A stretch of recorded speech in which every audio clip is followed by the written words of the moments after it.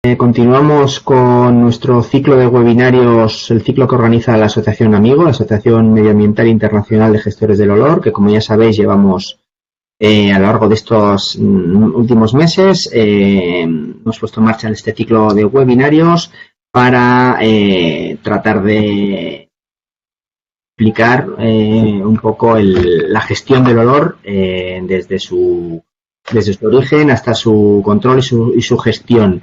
En el caso de hoy, en el webinario de hoy, en la sesión de hoy, tenemos a Ricardo Mateos, que es el responsable de promoción e implantación de nuevas tecnologías de Sewerback Ibérica SL. Tiene más de 20 años de experiencia en el sector del agua potable y del agua residual. Y es experto en gestión, liderazgo y desarrollo de proyectos a nivel nacional e internacional. En el caso de hoy, Ricardo nos va a contar, nos va a hablar sobre la modelización del ion sulfuro. Su presentación se llama División de Olores y Corrosión. Entonces, yo creo que lo mejor es que le demos paso directamente. Ricardo, cuando quieras, bienvenido y todo tuyo. Hola, muy buenos días, muy buenas tardes, depende de la hora a la que me estés viendo. Gracias a la Asociación Amigo por la oportunidad que nos da de poder divulgar estas tecnologías o soluciones de un problema que a todos nos puede acontecer. Y bien, voy a intentar ser lo más breve y pedagógico posible para que no hacerme pesado. Os voy a dar una visión, sobre todo de conceptos importantes en cuanto a lo que es la modelación del ion sulfuro, sobre todo como herramienta para poder desarrollar soluciones o localizar problemas y su origen en lo que es los problemas del olor y la corrosión en nuestros sistemas de alcantarillado. Bien, la empresa Sewerback tiene diferentes líneas de negocio, simplemente para que lo veáis, porque a veces estamos dentro del mismo sector y desconocemos otras opciones que también existen y podéis tener algún problema en ese sentido. Saneamiento por vacío, bioremediación, oxigenación de aguas. En este caso vamos a hablar de la línea Sulfout, que es la modelación del ion sulfuro. Breves algunos proyectos a nivel nacional en España que se han hecho en saneamiento por vacío, simplemente que es transporte de aguas residuales en presión negativa. Algunos también a nivel nacional que tenéis realizados dentro también de lo que es España para la modelación del sulfuro, que es lo que en este momento vamos a... Bien, entrando ya un poco en materia, vamos a iniciar la charla. En primer lugar, como base de que a partir de esta imagen vamos un poco a entender mejor el origen y los problemas que tenemos en nuestro sistema. Es importante bien tener claras las reacciones y los parámetros que esta imagen nos muestra, ya que nos llevará a entender en gran medida el origen del problema de los olores y la corrosión. Empezaría hablando de nuestras amigas las bacterias sulforreductoras, que anidan y viven dentro de los sistemas que nos encontramos en el sistema propio del alcantarillado. Estas se nutren principalmente de carbono, es decir, materia orgánica u oxígeno. Este oxígeno, por afinidad, estas bacterias lo van a tomar en primer lugar del agua, después del nitrato y en último lugar del sulfato o el sulfuro. Pues bien, este proceso nos lleva al esquema de la tubería que estáis viendo en las imágenes. Podría ser una cántara, podría ser un tubo, podría ser una arqueta, cualquier lugar de almacenamiento de agua residual. Ahí podéis ver, nos muestra las consecuencias, cambios o reacciones que se van a ir produciendo. Para el idioma, no lo he cambiado. Bueno, empezamos teniendo en el agua los sulfatos, el SO4, lo veis bajo.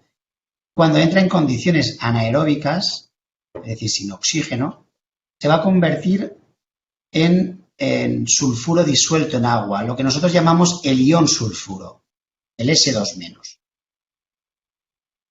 el S2-, que cuando se une a los protones y por consiguiente al H+, se convierte en sulfídrico, en el agua, que a su vez al pasar a gas se convertirá en H2S o sulfuro de hidrógeno, y es el que nos traslada los malos olores, no sé, vulgarmente se habla de como a huevo podrido o similar. Este a su vez, cuando se reoxida, se convertirá en ácido sulfúrico, H2SO4, provocando lo que nos, como consecuencia, acabamos teniendo, que es la corrosión. En cierto modo es importante decir que el olor es como una alarma, nos está avisando de lo que ahí abajo se está produciendo. Lo cual, si se ha creado el ácido sulfúrico, pues estamos teniendo un grave problema en las estructuras de nuestro sistema. Por eso el olor es como la punta del iceberg de lo que realmente ocurre. Eso es para que veáis las reacciones de cómo se acaba produciendo normalmente un olor, el olor de H2S. Los parámetros influyentes, pues bueno, los tenéis a la parte izquierda, pues el azufre como concentración de sulfatos, que cuando es elevada o tener la presencia ya de sulfuro llevará a que el problema pueda ser mayor o en menor cantidad. Es decir, la combinación del caldo de cultivo que tenemos en estos parámetros nos va a dar pues, diferentes naturalezas de problemas. La temperatura, es importante saber que por cada grado centígrado que aumenta la temperatura, aumenta un 7% aproximadamente la producción de sulfuro. También las bacterias sulforreductoras estarán más activas a mayor temperatura y la solubilidad de oxígeno se verá reducida. Por eso suele pasar que en verano, cuando más huele, porque estamos consumiendo más oxígeno. Nuestras amigas las bacterias sulforreductoras. El oxígeno, como parte del alimento de las bacterias, que a menor cantidad del mismo, pues mayor rapidez en la generación del H2S. El nitrato, importante, ya que pudiendo ser una barrera, aunque la puedes alimentar porque hay soluciones a base de nitratos cálcicos, pero estás alimentando a las bacterias sulforreductoras si lo adicionas, con lo cual aguas abajo ampliarás el problema en las depuradoras o en aguas abajo del propio sistema. El biofilm, que aparece en las paredes del colector, ese es el hábitat de las bacterias y, como sabemos, están bien cerca de lo que va a ser la corrosión. pHs ácidos provocarán una generación del sulfuro y, en cuanto a retenciones, tiempos de retención de lo que es el agua, pues provocan condiciones anaeróbicas. Estas retenciones se pueden dar en diferentes... Disculpad, vuelvo a estar aquí. Estas retenciones pueden darse bien en cántaras de bombeo, impulsiones o bien incluso en los colectores por gravedad a partir de diámetro 400, pues ya se producen condiciones anaeróbicas en la cama de lo que es la capacidad hidráulica de lo que es el tubo. Aquí podéis ver, por ejemplo, pues un estudio que se hizo en el año 2002 de la velocidad de la corrosión en función de las concentraciones de H2S. Es decir, nosotros incidimos mucho en la parte de la corrosión porque es la gran olvidada, cuando realmente acaban ocurriendo graves problemas y perdemos muchísimo dinero a nivel público y como ciudadanos de lo que es la inversión en infraestructuras. Tenemos casos de infraestructuras de diámetro 1500 que debieran estar amortizadas para 50 años, a los 12 años ya en hormigones de camisa de chapa, ya la primera capa de hormigón ya se ha perdido, estamos agrediendo y el sulfuro. Podemos tapar, no hay olor, pero sigue haciendo su trabajo. Bien, en cuanto al origen, queremos fijaros uno de los grandes hallazgos que nos ha dado la modelación del H2S, del ion sulfuro, es en la gran mayoría de las situaciones el tiempo de retención de las tuberías de impulsión son los grandes fabricantes del ion sulfuro. Es decir, nosotros mismos con nuestros bombeos fabricamos el ion sulfuro por falta de oxígeno, condiciones anaeróbicas y tiempos de retención que ese agua tiene en la tubería de impulsión. ¿Qué pasa? Pues que en función de cómo descarguemos la impulsión en el colector de gravedad o la arqueta o lo que fuera, vamos a provocar que la conversión a gas sea más acelerada o más lenta. Por eso hay veces que la aparición del olor en un sistema está localizada aquí, pero el origen del problema tenemos pues, en 3 bombeos aguas arriba, lo podemos tener en el bombeo anterior.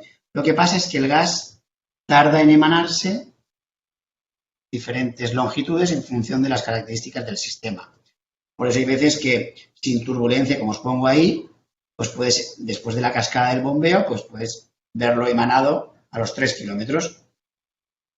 Y si lo agitas rápidamente, pues emana, que es lo que les ocurre en gran medida a las depuradoras. Tienen el ion sulfuro disuelto en el agua, lo agitan y esa turbulencia hace que emane. Es muy importante esto para entender que muchas veces podemos estar disparando en lugares donde no está el origen del problema y por eso hay grandes inversiones y gastos que a veces la gente pues, ve que no resuelve el problema. También es importante eso, que sepáis que el olor es un indicador de la corrosión biogénica, que os decía al principio.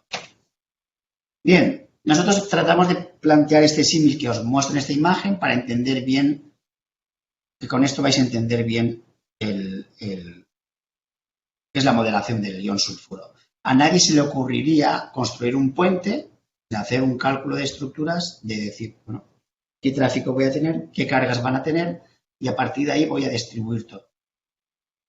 Bien, pues eso mismo lo aplicamos al concepto de lo que es la modelación. No sabemos la naturaleza ni el origen del problema y ya estamos aplicando soluciones. Por eso hay tantos gastos que no han ido a parar a ningún sitio. Las torres de desolidización que han quedado infradimensionadas o sobredimensionadas o, no sé, una etcétera que os podría dar de un montón de situaciones. Por eso es importante saber cómo me encuentro o qué necesito antes de invertir. Quizás el concepto es no quiero invertir en una solución sin conocer bien las necesidades.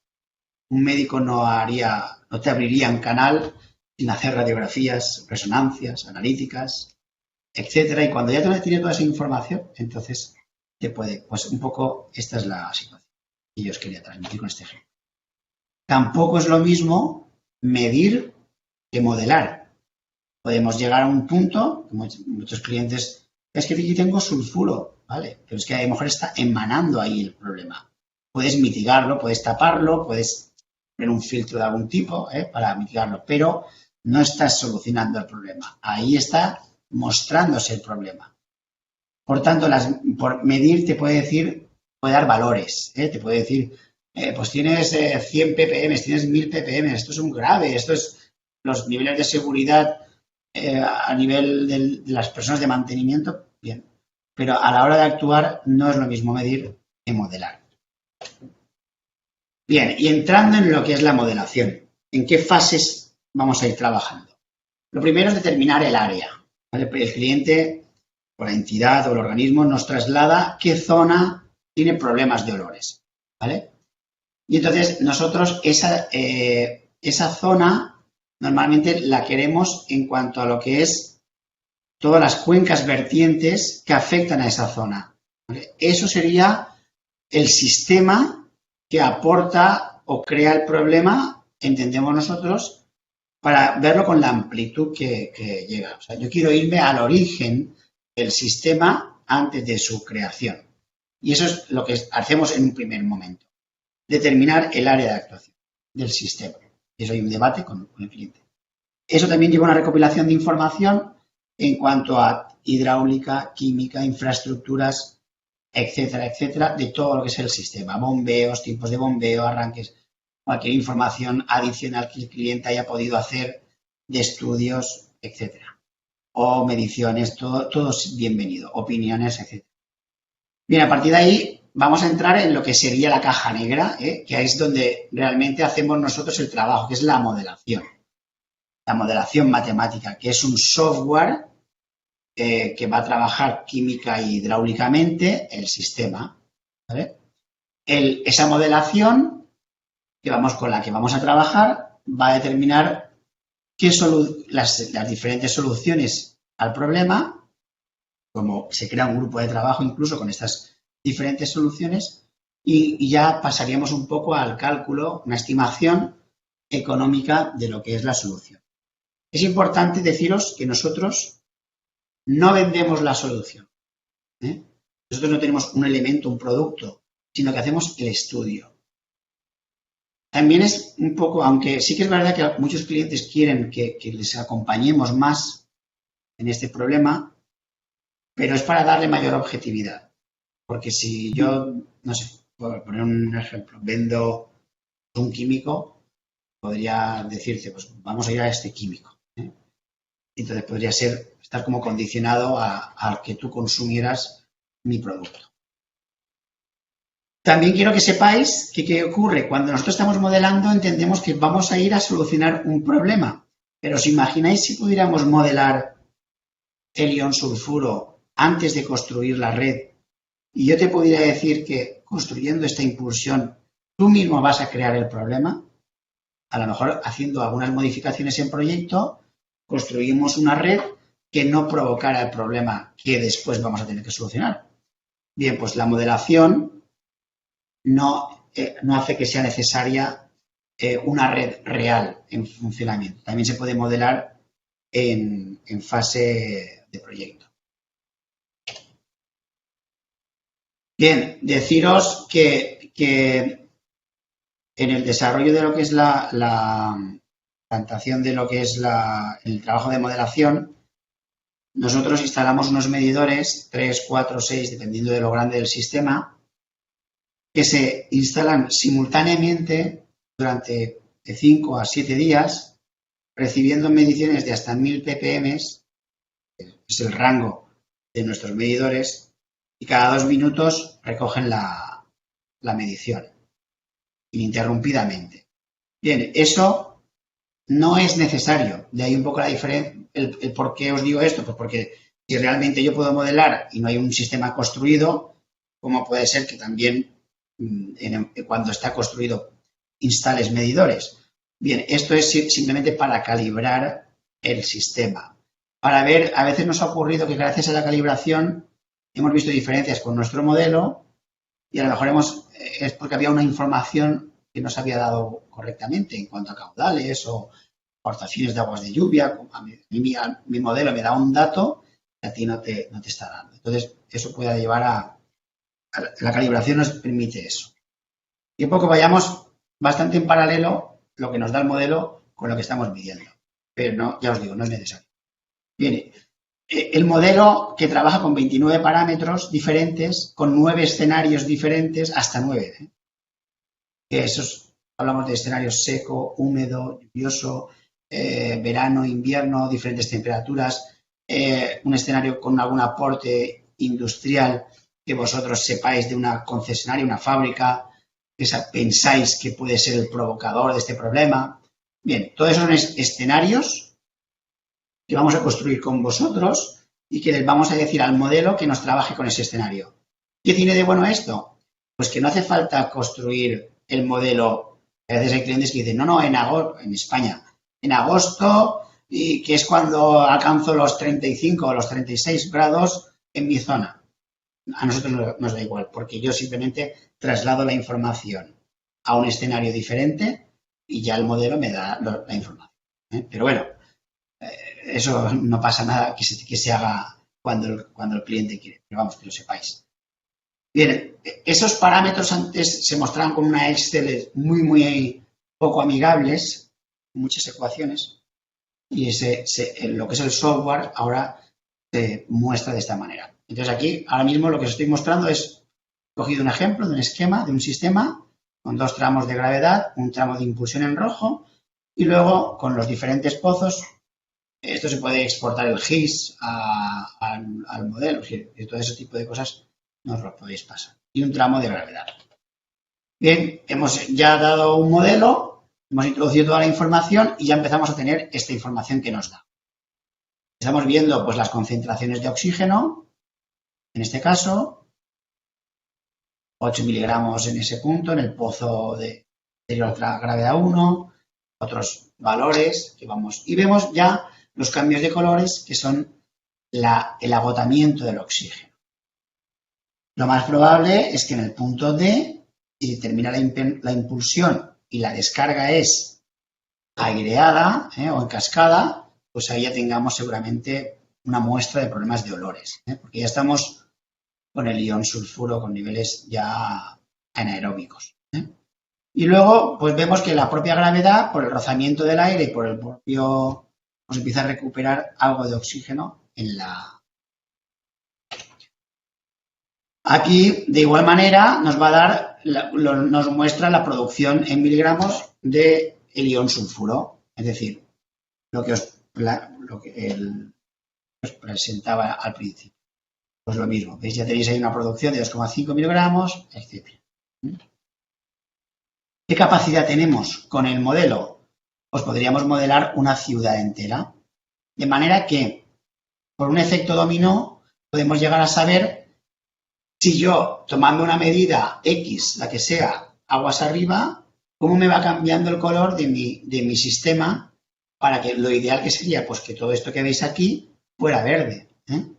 O por lo menos sé que si no hago nada aquí, pues no va a tener un impacto aguas abajo. Para que veáis la capacidad. Resumiendo, primero analizamos las causas y factores, tomamos las mediciones que os decía in situ, el proyecto está construido, modelamos los parámetros influyentes, creamos los escenarios que os he comentado, los diferentes escenarios, industrial, seco, húmedo, verano, invierno, lo que sea. Hacemos una representación que es un poco a modo lo que habéis visto ahora, pero bueno, mucho más completo. Interpretamos lo que serían los resultados que el propio estudio nos da. ¿Qué ocurre? Pues que en ocasiones, pues yo, por ejemplo, te he dicho en el resultado, pues, el problema tuyo cuál es, y que tienes este abanico, 1, 2 o ninguna solución incluso. El modelo no te da, no te tiene por qué dar una noticia que tú quieras escuchar. A veces no es lo que tú quieres escuchar. A veces nos ocurre también cuando vamos al médico. Pero dentro de ese abanico puede haber diferentes soluciones y entonces el cliente a veces nos ha pedido, bueno, hemos acabado el modelo, nos habéis dado este servicio y hay veces que la autoridad competente dice, bueno, esto se archiva a modo de auditoría y el día que se pueda se actúa. Pasa un tiempo y entonces a lo mejor puede llegar el caso que digas, oye, quiero que sigáis con nosotros en la implantación o la solución. Y estas son las preguntas que muchas veces el propio organismo pues se plantea. Vale, tú me has dicho que esto es así, esta es la solución, pero ¿en cuánto tiempo lo voy a solucionar? ¿Cuánto me va a costar? ¿Puedo probarlo antes de comprarlo? Porque hay veces que hay soluciones que son de envergadura, ¿no? Pues, bien, como que el cliente nos ha ido llevando a desarrollar otras líneas de negocio dentro de lo que es la modelación. Pero nuestro servicio es la modelación. Os muestro este ejemplo de soluciones que a veces, por ejemplo, en España, durante muchísimos años, ya como una única solución, porque con mi recorrido, pues, era adicionar nitrato. Bien, pues el nitrato puede ser una solución, es una más, pero daba la paradoja que acaba siendo un alimentador de las bacterias que en algunas situaciones nos llevaba a tener cada vez que alimentarlas más, porque es como al que educas tú a darle mucha comida, pues al final se ha acostumbrado y cada vez quiere más, ¿no? Pues en los sistemas, pues a veces este tipo de soluciones puede llevar a que tú cada vez el gasto que tengas que hacer sea mayor. También puede ser que en este caso el nitrato no erradica de raíz el problema, sino que lo mitiga, pero el ion sulfuro no desaparece. ¿Qué ocurre? Que al no desaparecer, si encima lo alimentamos, aguas abajo, estamos enviando un enemigo mayor. Puede ser la depuradora, que puede ser otros bombeos. Con lo cual, estamos mitigando, pensando que estamos solucionando un problema, pero lo enviamos aguas abajo. ¿Qué ocurre? Que muchas veces los gestores de las depuradoras no son los gestores de los sistemas. Aquí en España, en algunas regiones, está muy diferenciado, con lo cual, a lo mejor el del sistema, pues adiciona nitrato y el de la depuradora, pues que no estoy queriendo decir que sea así, porque desconocen que esto es lo que ocurre, pero eso puede estar ocurriendo. Que a veces que con eso, ¿a qué vengo a deciros?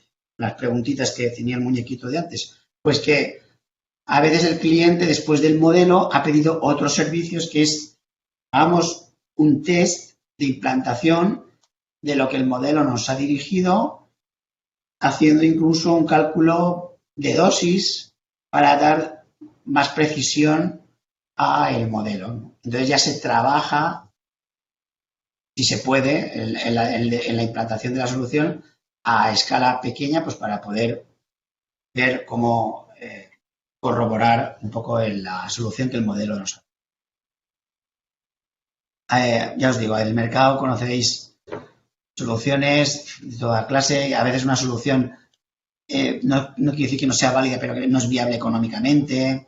Otras son de difícil implantación por el espacio. O sea, muchas veces las limitaciones son de todo tipo. Os voy a mostrar un ejemplo de un proyecto para que veáis un poco lo interesante de haber modelado, en este caso, para poder acertar en la estrategia de la solución.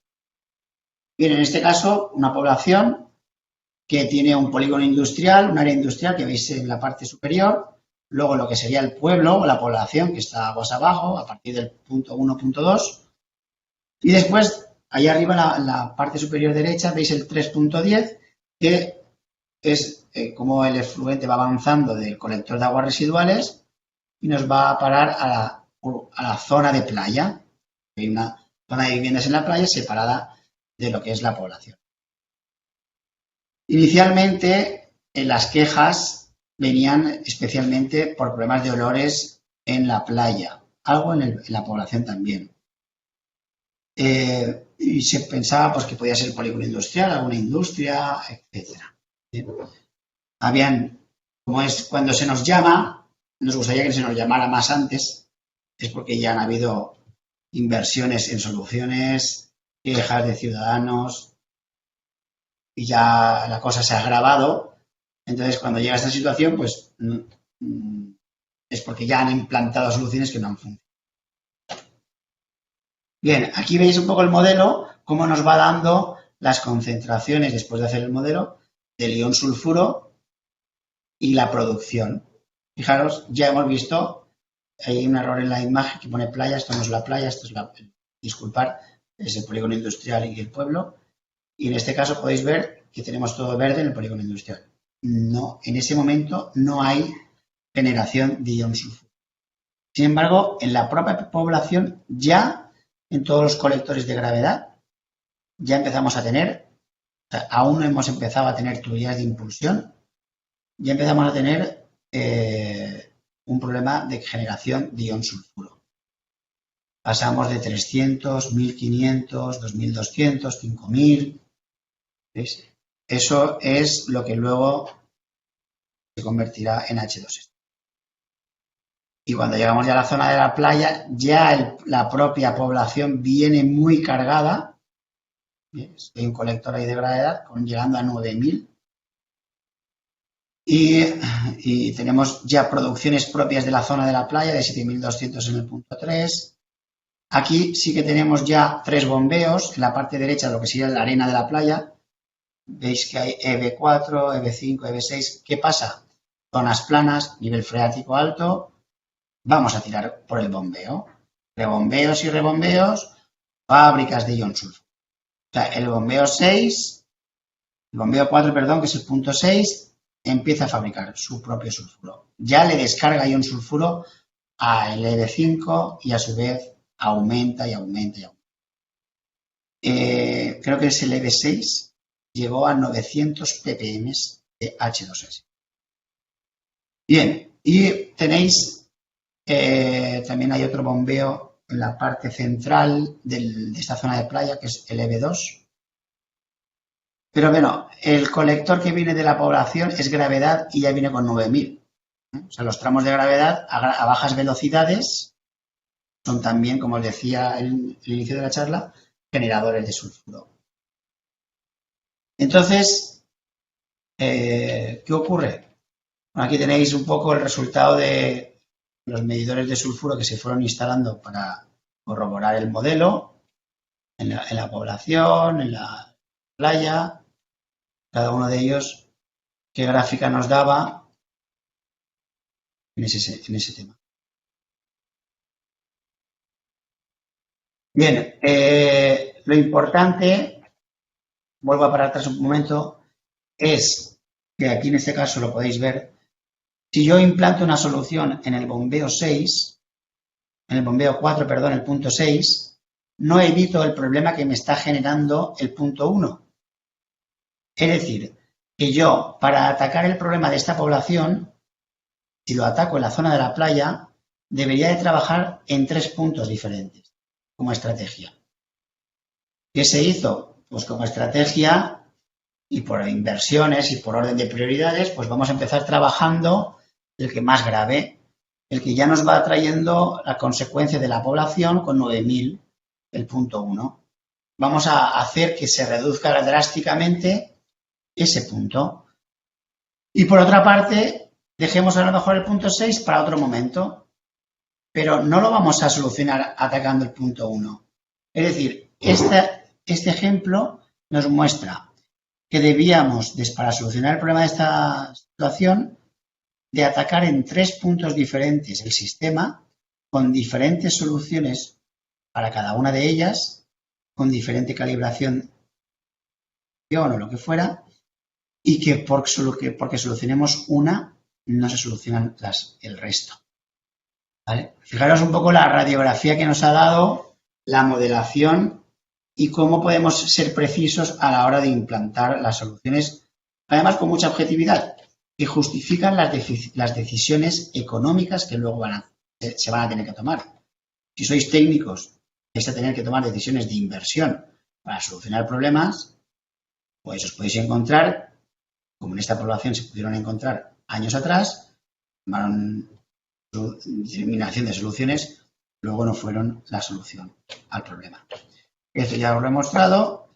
Y bien, mi idea era mostraros la capacidad del sistema, lo interesante de trabajar desde este prisma. Creo que estamos todos metidos en este mismo problema. El sulfuro, el H2S, es el mismo en todas las partes del mundo, por desgracia. Y espero poderos ayudar. Ahí tenéis nuestra página web para poder contactar conmigo, Ricardo, y ya contactar por teléfono, vía email o lo que necesitéis. Y de nuevo agradezco, amigo, el tiempo que me ha cedido. Pues muchas gracias, Ricardo. La verdad es que muy didáctica y muy interesante la presentación. Espero que también le haya parecido a los espectadores. A mí me ha gustado mucho lo que has dicho del olor, que sin duda debe ser una alarma y un indicador muy útil, que puede ser un indicador muy útil, por lo que ahí entiendo la razón de lo importante que es detectarlo a tiempo, ¿no? Para evitar futuros problemas, no solo con el sulfuro, entiendo que con cualquier olor, pero bueno, en ese sentido, la verdad es que muy interesante. Yo creo que la labor la labor de Seuerbach en este caso, para hacer estudios en este ámbito, pues es fundamental. Espero que también le haya parecido a los espectadores, como decía, y ahora vamos a dar paso a las preguntas que nos llegan a través de nuestro canal YouTube del amigo. Damos un par de minutos, recopilamos las preguntas y ahora continuamos. Canal YouTube del amigo. Damos un par de minutos, recopilamos las preguntas y ahora continuamos.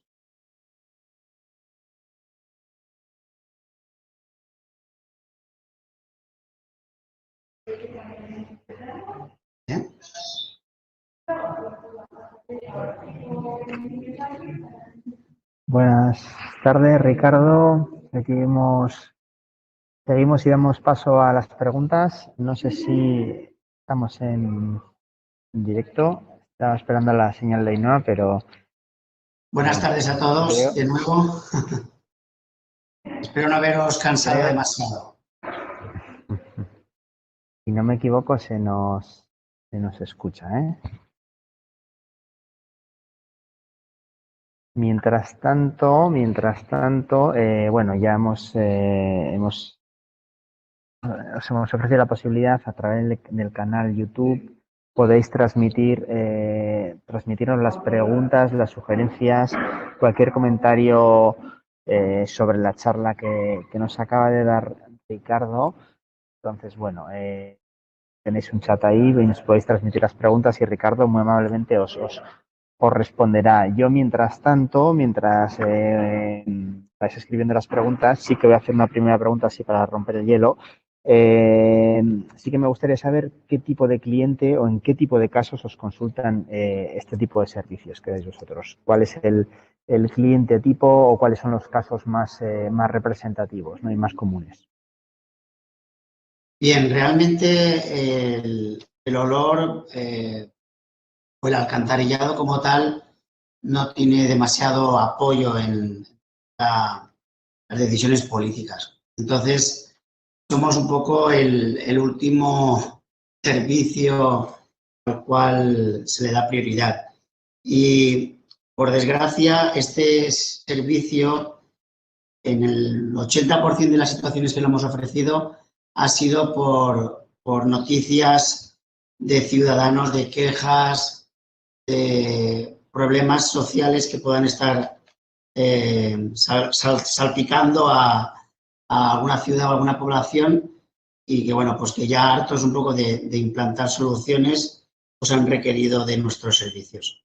O sea, es rara la situación de llamarnos para hacer un planteamiento de evitar corrosión y destrucción del sistema de alcantarillado en una prevención de lo que sería una modelación, que sería lo suyo. Normalmente es ya porque ya es como, o es una queja social o las tuberías han colapsado, han habido accidentes fruto del colapso de las tuberías y entonces ya pues como que recurren a una solución en su origen, problema de origen. Esas son las naturalezas más típicas de nuestro servicio. También es verdad que se nos está pidiendo últimamente bastante como mejora técnica para las licitaciones de las gestiones de las depuradoras, porque ya van entendiendo pues, que la depuradora con una buena modelación va a ser mejor gestionada. Entonces también estamos participando bastante en esa otra línea.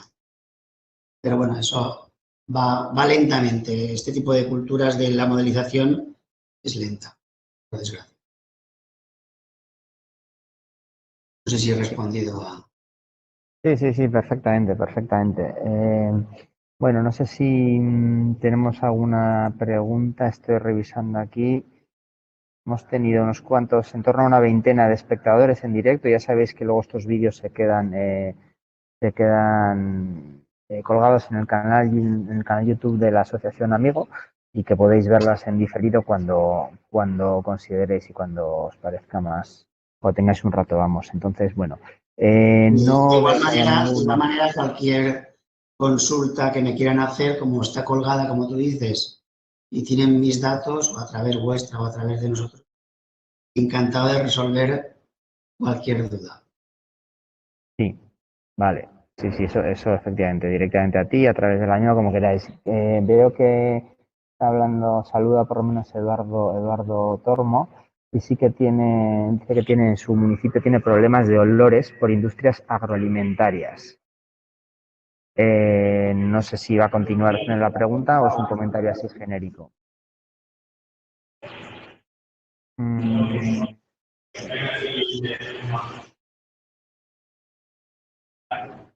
Sí, me pregunta cómo se podría solucionar de la manera más sencilla. Bueno, yo creo que yo lo que le pediría, si me escucha, es que me envíe un correo y nosotros le pasaríamos toda la recopilación de información que él nos tiene que enviar, ¿vale? De la cuenca vertiente. Es decir, todos los aportes, no solo de esa industria alimentaria, sino de todo lo que es la cuenca, porque a lo mejor no tiene un origen en el problema de la propia industria. A veces ha ocurrido que uno está pensando que seguramente el causante del problema, pues teníamos un caso aquí en España que se pensaba que iba a ser una fábrica de mejillones y luego no era para nada la fábrica de mejillones. O sea, yo le diría que lo mejor es que nos enviara la información de la cuenca vertiente. Nosotros, a partir de ahí, podemos seccionar y analizar todo el problema. Pero directamente, sin la analítica y sin ver las reacciones dentro del sistema del vertido, es difícil ahora mismo poder... Sí, vale, sí, perdona, bueno, ha dado más explicaciones, ha vuelto a escribir, ha hablado del sector de la aceituna y del olivo, por aclarar, pero bueno, sí que queda ese ofrecimiento de que te pongas en contacto con Ricardo y para que hagan un análisis in situ. No sé si habéis tenido alguna vez algún caso con el tema de la industria de la aceituna y de los olivares. La verdad es que es un tema que me gustaría a mí. Pero al final va a ser una analítica con una alta concentración de lo que componga la propia residuo de la oliva y eso puede influir o no y habrá que ver si tiene velocidades bajas, si el sistema de saneamiento tiene rebombeos, si hay tiempos de retención. Es decir, no tiene por qué, porque normalmente la industria tiene que verter al sistema de alcantarillado con unos parámetros que debe de cumplir. No se debe de arrojar parámetros fuera de lo que el sistema permite. Pero bueno, o sea que no. Igual se lleva la sorpresa que no es directamente la razón del problema. Pero bueno, debemos de analizarlo. Vale, gracias Ricardo. Tenemos en directo a Carlos, casi todos le conocéis, tiene alguna pregunta y algún comentario que hacer, o sea que entra aquí directamente en la sala y cuando quieras, Carlos. Nada, sin más. Muy bien la charla, Ricardo. Quería comentarte que en la AEAS va a crear un grupo de trabajo sobre la gestión de olor en colectores. Ajá. Dentro del subgrupo olor. Y no sé si tenías conocimiento de esa iniciativa y, bueno, que la idea es crear un grupo de trabajo sobre ese tema. Muy bien. Y estaría fenomenal que pudierais participar ahí con vuestra experiencia y aportar pues un poco vuestros granitos de arena. Pues esto, la verdad es que vaya subiendo un poco la inquietud sobre el olor, creo que es síntoma de que la ciudadanía o la población pues va llegando a listones un poco más altos, ¿no? De exigencia. Así que en ese sentido nosotros estamos a favor de colaborar en cualquier cosa que sume esfuerzos. En ese sentido. Te agradezco, Carlos.